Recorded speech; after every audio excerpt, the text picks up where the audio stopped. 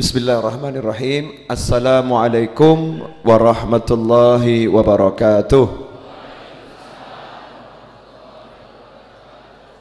Alhamdulillah di suasana kurban kita masih bisa berkumpul di majlis ini sehat walafiat.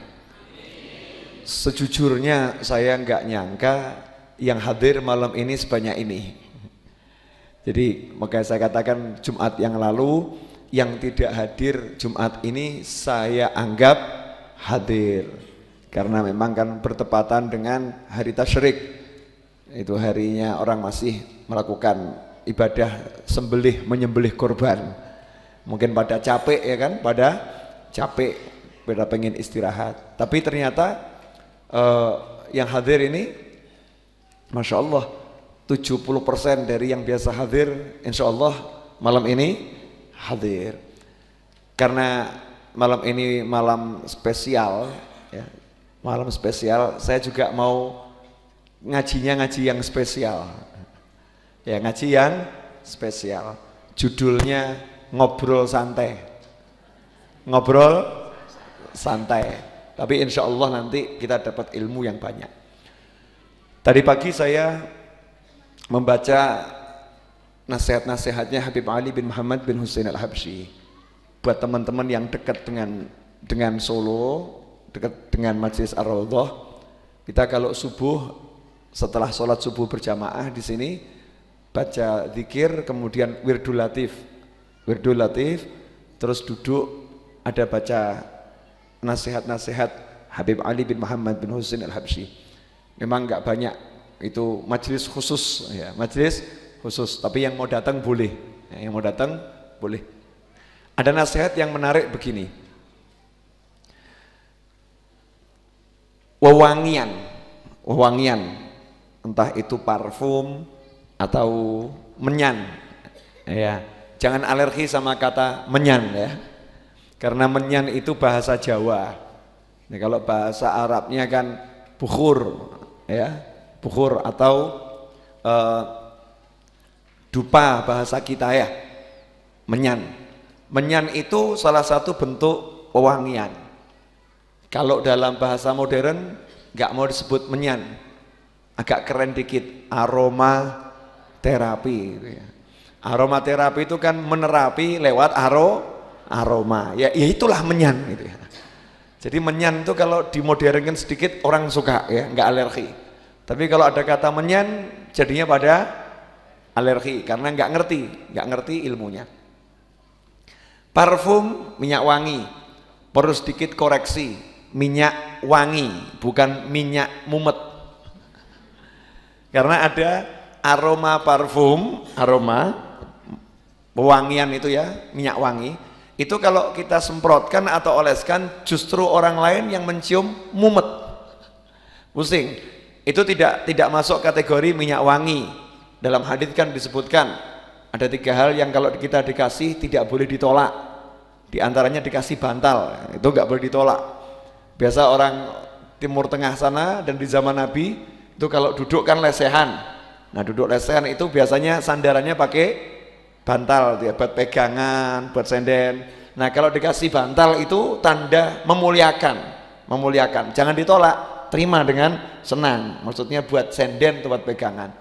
Kemudian dikasih minum susu ya, susu namanya susu tuh ya, susu. Kalau melek itu susu bukan tuh, bukan susu yang murni, susu kambing atau susu onta atau susu sapi, itu jangan ditolak. Kemudian satu lagi, kalau dikasih minyak wangi, mau disemprot minyak wangi atau diolesi minyak wangi, itu nggak boleh ditolak. Kenapa? Lah mau diharumkan kok ditolak ya, berarti kan membuat kecewa orang yang mengharumkan. Tapi dengan catatan minyak wangi bukan minyak mumet.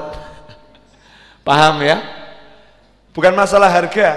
Ada yang harganya murah tapi aromanya enak, ada harganya murah aroma orang yang di sampingnya langsung klieng gitu. Ada yang seperti itu.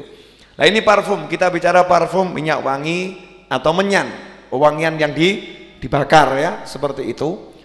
Itu kalau dibakar maka aroma harumnya kan menyebar kemana-mana.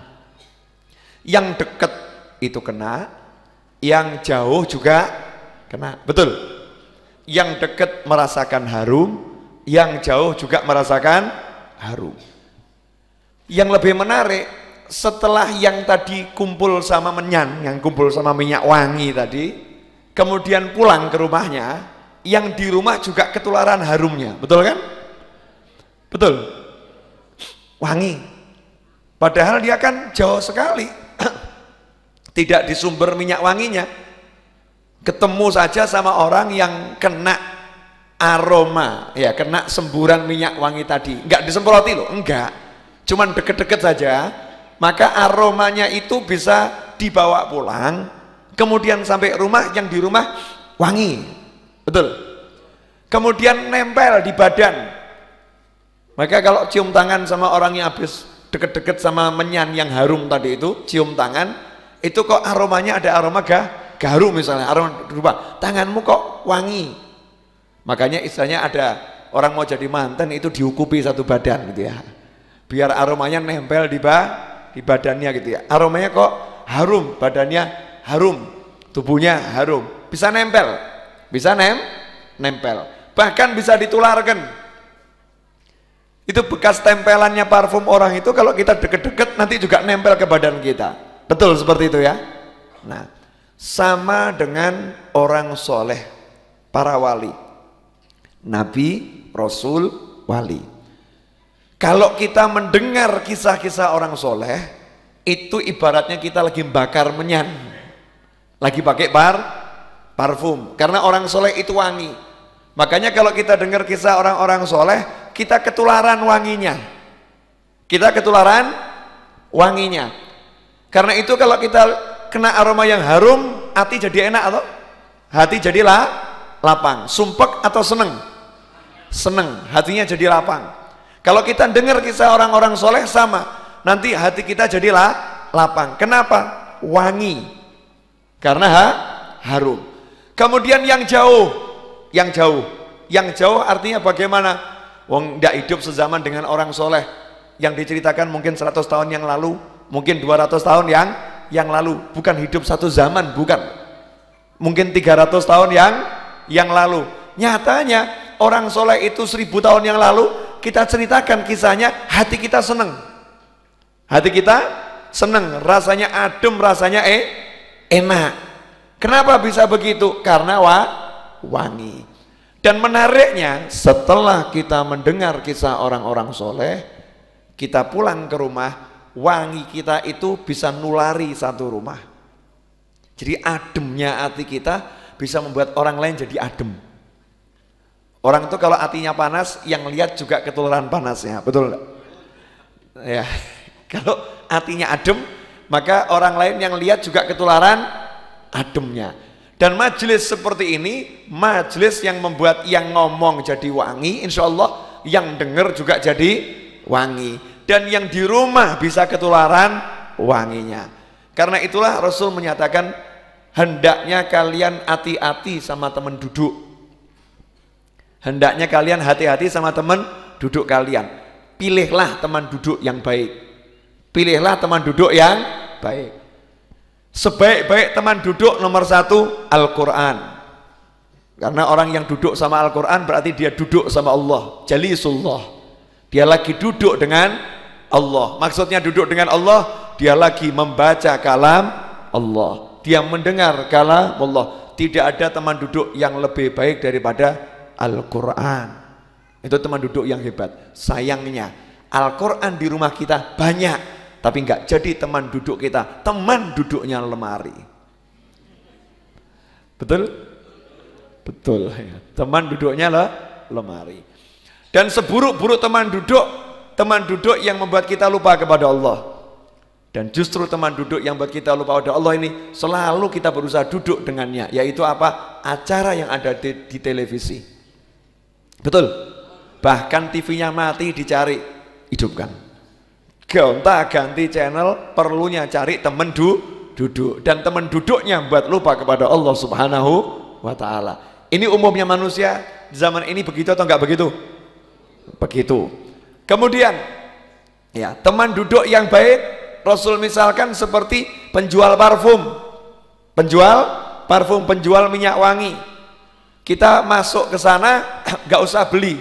Cukup masuk kedai minyak wangi. Keluar saawak wangi kabeh. Betul kan? Nah, teman duduk yang buruk sebaliknya. Seperti karena fikhilkir, seperti pandai besi. Zaman dulu itu pandai besi berharga. Karena apa? Buat pedang, buat senjata. Nah, orang yang buat senjata, buat tameng nih pandai besi, yang deket-deket kena gosongnya.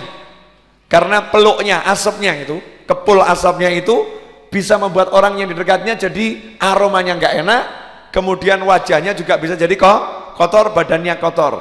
Itu teman duduk yang buruk. Teman duduk yang buruk tuh nggak usah dicontoh, nggak usah ditiru, duduk saja ketularan eleknya. Memang nggak kroso, memang nggak kroso. Nanti tahunya setelah sekian lama, hatiku kok jadi rapenak yo, neng opo? Itu pengaruh dari teman duduk yang nggak baik. Nah, kalau zaman sekarang contohnya bukan pandai besi, tapi duduk sama perokok. Sepurone ingkang kathah duduk sama perokok satu mesti mambu. Baunya enak atau enggak enak? Enggak ada judulnya rokok bau garu, enggak ada. Rokok ya ambunya rokok. Satu baunya enggak enak. Yang kedua, ketularan penyakit atau ketularan sehat? Ketularan penyakit. Memang enggak kroso. Nanti setelah 40 tahun kena serangan jantung. Kata dokter, bapak ini dicek banyak flek nih di paru-paru nih. Ya, banyak flek di paru-paru. Loh, saya nggak ngerokok. Nggak mungkin. Bener saya nggak pernah ngerokok. Lah kok banyak fleknya? Saya duduk sama Kang Fulan. Tiap hari dia 5 pak. Lah itu. Kena asap rokoknya. Perokok pasif itu lebih berbahaya. Kemudian yang ketiga, bajunya jadi korban. Kenapa? Kena percikan api temennya. Petik bolong. Betul enggak itu? Peletik bolong. Apalagi kalau perokok itu duduknya di rumah kita, karpet jadi korban. Ya kan? Karpet jadi korban. Karpetnya bolong penuh dengan luka. Nah, ibaratnya teman duduk yang buruk tuh seperti itu. Enggak ada baiknya lah. Bawanya jelek. Naudzubillah min dzalik. Nah, di akhir zaman ini lewat majelis seperti ini kita cari teman duduk yang baik. Makanya saya baca kitab Hikam Ibnu Athaillah. Kenapa baca Hikam Ibnu Athaillah? Biar kita dengar minyak wanginya Ibnu Athaillah. Karena nasihat-nasihatnya itu ibarat minyak wangi. Itu yang akan mengharumkan kita. Dengan membaca nasihat-nasihat beliau, maka tubuh kita jadi wangi, jadi harum. Ini muqaddimah. Judulnya ngobrol santai. Boleh nanya? Boleh? Yakin mau jawab jujur? Bu, ibu kalau dekat suaminya hatinya tenang atau risau?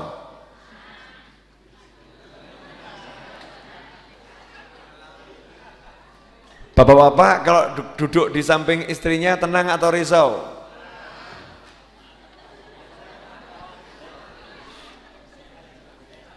Mohon maaf. Dari tadi kita ngobrolkan tentang teman duduk yang baik, betul? Pertanyaannya, lah biasanya keluarga zaman sekarang ini jadi teman duduk yang baik atau yang buruk? Teman duduk yang baik tidak akan ngajak ngerasani alias gunjing orang lain. Kira-kira istri Anda ngajak gunjing atau enggak gunjing? Yang tahu cuman Anda sendiri. Gimana? Ngajak gunjing atau tidak? Nggak berani jawab.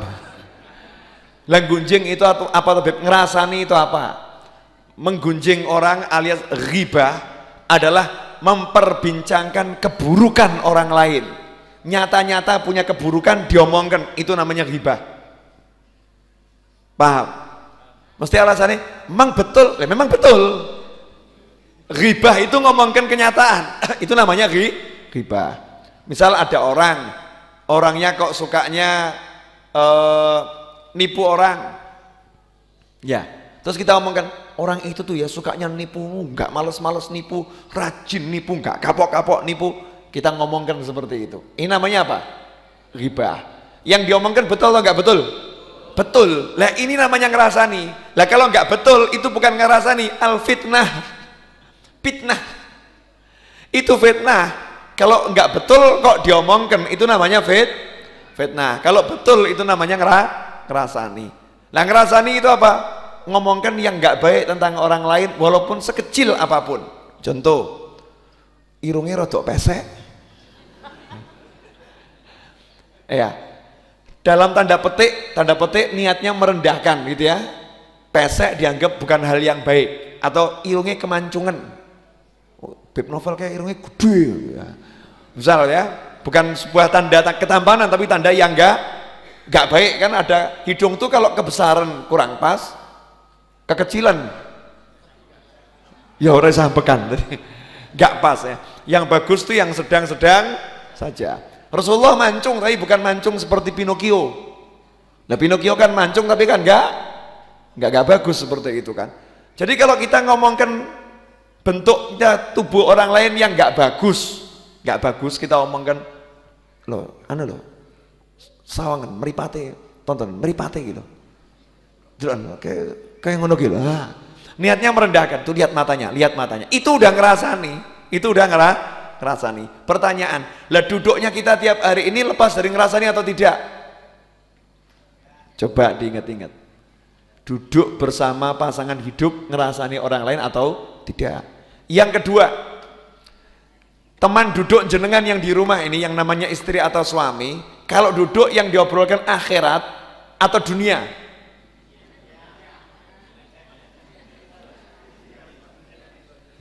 Ibu, contoh ngobrolkan dunia. Oh tadi di sana ada kudung bagusnya. Pak, tadi saya lihat itu ada baju. Wah, itu tas yang dipakai sama Ibu Fulanah itu loh Pak, saya pengen. Ini namanya ngobrolkan dunia atau akhirat? Dunia. Lah kira-kira ibu-ibu banyak enggak yang seperti itu? Ngaku tuh ya, ngaku. Lah teman duduk yang baik itu enggak ngobrolkan dunia, yang diobrolkan akhirat, Ya Allah ya Pak ya, kapan ya Pak ya kita itu bisa satu hari sholat tahajudnya 200 rakaat. Masya Allah, ini teman duduk yang baik. Pak kapan ya Pak ya, Bapak sama saya itu bisa bareng-bareng gitu ya, bisa bareng-bareng ziarah Wali Songo 9 putaran. Ya, kapan ya Pak ya? Mau yang diobrolkan, Pak, kapan kita mau ke Eropa? Ke Eropa, dunia itu ya, dunia. Tapi ziarah nggak diobrolkan, nggak ngobrolkan. Kapan kita mau ke pantai? Alasannya melihat keindahan ciptaan Allah. Sing di sawang nggak pantainya, orang-orang di tepi pantai kan gila nih. Ya naudzubillah min dzalik. Lah ini teman duduk kita tiap hari yang namanya televisi, yang namanya keluarga, anak, istri, suami yang satu rumah. Ini kalau tidak kita ajak ke akhirat arahnya akan jadi teman duduk yang membahayakan kehidupan dunia dan akhirat.